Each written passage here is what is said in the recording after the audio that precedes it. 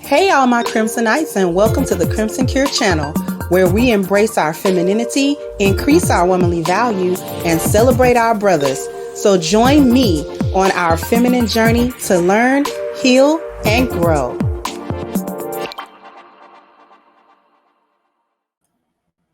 Hey there, my Crimsonites, and welcome to the Crimson Cure channel. I'm your hostess, femininity coach, and author of the Crimson Cure, and this is my perspective.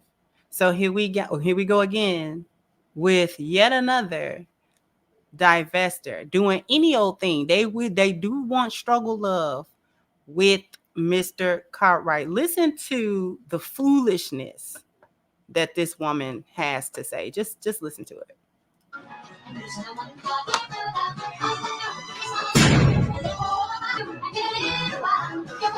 A few moments later. Put a figure down if you once dated a white biker boy, and the first date was fine, but then the second day you went to his house and y'all had adult fun, and then we left the windows open, so you woke up with a lot of bug bites, but you just thought that there was like really bad mosquitoes because there was no screen for the window. Deduced that it was a bed bug, so then I looked all over my body and I probably had over 100 bed bug bites, and then so you felt really bad for him because he blamed that on his room. You let him stay in your house for 2 weeks, and then he was like, wait, I'm in love with you, I'm gonna buy us a house, bought y'all a townhouse. So then you moved in, and then after like 3 weeks of living together, he started getting really weird and aggressive. So then y'all would fight a lot, and then he started coming home from work drunk, and then he would insult you and say stuff like fat bitch, fat party are. Then you were like, wow, how did I start dating a racist? And then on top of that, he knew I was gay, so he would start saying things like, obviously this is a BBW swirler.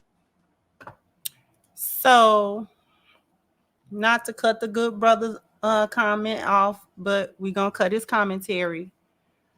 So it was the bed bugs for me. The bed bugs. First of all, he was a biker. So that alone, that a biker club is almost like the KKK. That's like the biking division of the KKK in my book. Okay, all white biker gangs and stuff like that. Those are KKK gangs. I'm not hearing nothing else. I don't want to hear nothing else. Argue with your auntie. So that's number one. They always be going to get these bottom of the barrel. A biker. Then y'all went on the first date. That was quote unquote all right. And I hate to hear your definition of what was fine, because on the second date, you went to sleep with this guy. You woke up with bed bugs. First off, bed bug bites are visible on people with light skin and people that are white. It show up as these red blotches. Okay. So if he was sleeping on a nest of bed bugs, which is what it sounds like, and he didn't bother to tell you that he had bed bugs, I don't care who they came from, it's there and it's in the bed he put you in and that he sleep in. So he didn't even have the good integrity to not even invite you to the house, because once you step in foot into a bed bug haven, you're gonna bring one back to your house. It's just inevitable. So he brought you and slept with you and had sex with you in a bed bug nest. Like I'm stuck there. You woke up, you ain't feel all them bed bugs biting you like that. Okay.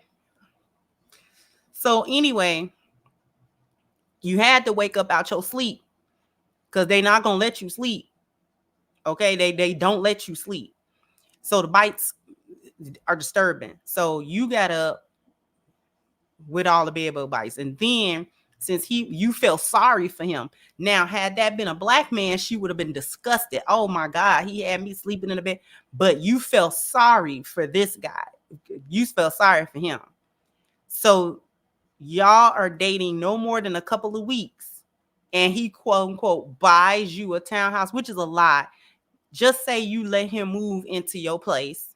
He didn't buy you no house in no couple of weeks. You let him move into your place. Okay, you the one that was renting a townhouse, beloved.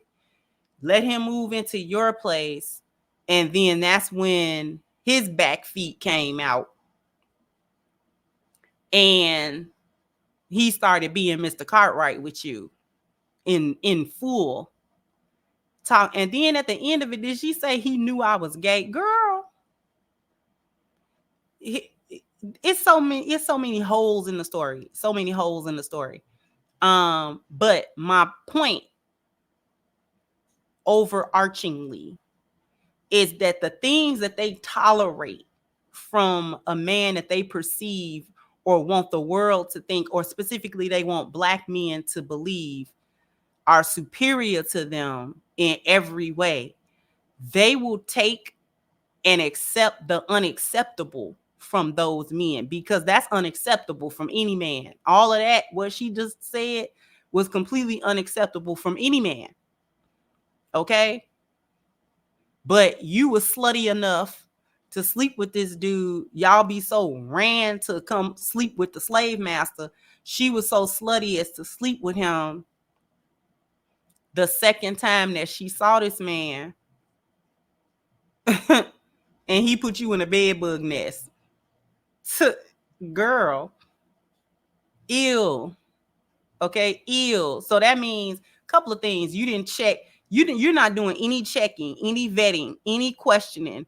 He doesn't have to meet any criteria. He doesn't have to meet any expectation. He doesn't have to meet any of y'all so-called quote unquote standards that y'all make up for black men to have. This one scene sound like he was gross from the beginning. And I've said this so many times. These dudes know they gross. They know they gross.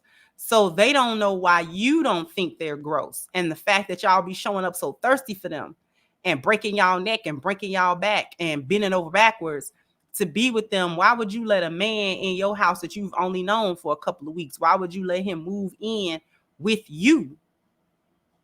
First off, don't be bringing in bed bugs in my house. Number two, you can't come here. But then they'll say to a black man, oh, I don't want you to come here because I don't want you to know where I live and you might stalk me. But Mr. Cartwright ain't gonna do it. He coming home drunk from work, calling you a N-word with the hard ER. We know that. Okay? Talking about he weird and aggressive. So he smacked you up a couple times. That's what you're trying to tell us? So he knew what he was getting in with you, because you showed up desperate with that little I hate that septum ring, that bull ring. I hate that. Anyway, if there's be something up with them girls with them bull rings, I ain't even gonna hold you. But, and I hate to generalize in that fashion, but it is just something wrong with them. But you showed up so desperate for him because he was white. For no other reason. He had nothing. It don't sound like this man had anything else going on. He was probably below average in looks and below average in life. Okay? How many black men that was so many times better than this guy did you snarl your nose up at and act like he wasn't good enough to be with you? Which, in point of fact, they dodged a bullet if that's the case. But I'm just saying. Just to skip on over to this guy, Mr. Cartwright, and he ain't got nothing going on in his life at all. He just see a desperate chick. That was just a way for him to move out of the probably little slum he was living in to come to your place, which was probably a better looking spot, and use you.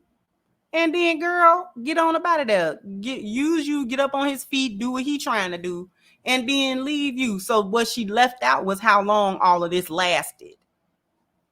Right? She never does say exactly how long this foolishness lasts.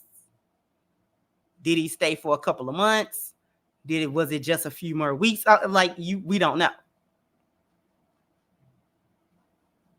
But this is what I'm saying. All of that talk about, I'm not going to do no struggle love and I want to be in my soft girl era. And you know what I'm saying? I'm tired of doing this and tired of doing it by myself and thinking of everything. I bet you was thinking of everything with him. He didn't provide you not an ounce of system, order, structure, and nothing else. He sat there and was doing whatever he was doing, and he didn't care what you was doing, just so long as he was getting out of you whatever it was he was trying to get out of you. And when he got mad, he told you how he really felt about you, and you accepted it. Because you didn't say nothing about first time he said that I left. You didn't say nothing about that. You stood around and took that. You took that.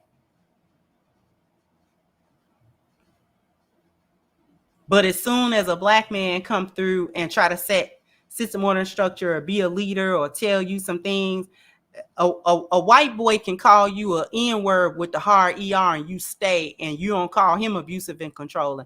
But a black man can tell you he doesn't want you wearing booty shorts and a crop top all the time, or when he's not with you, or whatever the case may be.